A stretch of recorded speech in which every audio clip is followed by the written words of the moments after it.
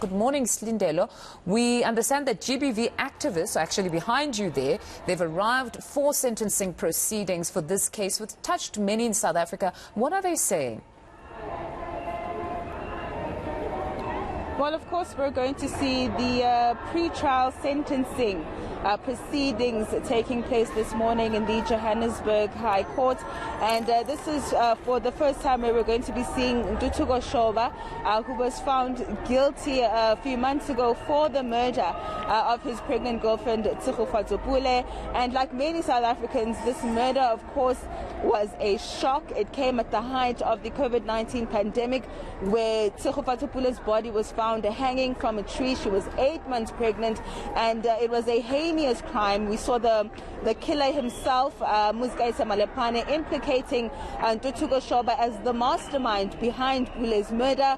And we know now that Pule was carrying Shoba's baby. Of course, GBV activists, like many other South Africans who were really taken aback by this heinous crime, want to see the minimum prescribed sentence of life imprisonment for Ntuthuko Shoba. We know that in terms of the sentencing proceedings, what we're expecting to see is the aggravation as well as mitigating circumstances being presented to Acting Judge Stuart Wilson. So we're going to see the state, of course, showing the court as to why Shoba should get that minimum sentence of life imprisonment. And from Shoba's lawyers as well as his defense team, we'll be seeing them bringing mitigating circumstances as to why the court should deviate from that prescribed minimum sentence of life imprisonment. And so we'll be seeing a number of reports, of course, being presented to the judge in terms of psychosocial reports,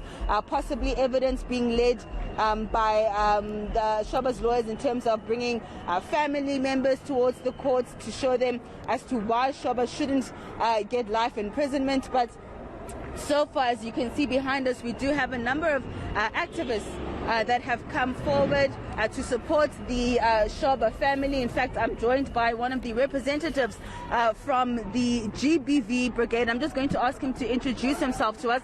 Sir, thank you so much for your time this morning. Just maybe tell our viewers who you are, where you're from, and why your organization felt it necessary to come and support the Pule family, rather, in terms of trying to get Shoba to get that life imprisonment. My name is Tshegofatso from the GBV Brigades, the coordinator.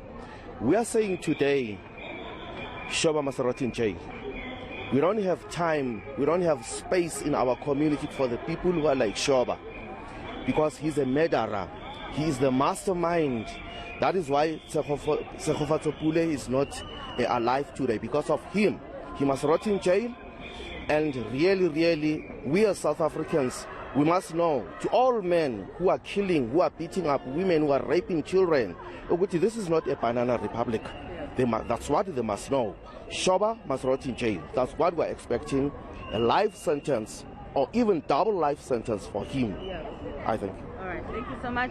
All right, I'm going to ask Teddy Munyambane to just walk with me.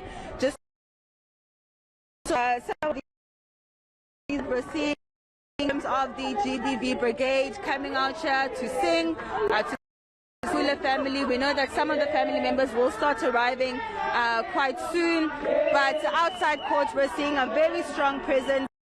We're seeing activists saying that what happened to Pule should never happen again, but also that the sentencing for Shoba must send a strong message that violence against women and children will just not be tolerated. Right, Silindelo, we'll leave it there for now and catch up with you a bit later. That's our reporter, Silindelo Masikane.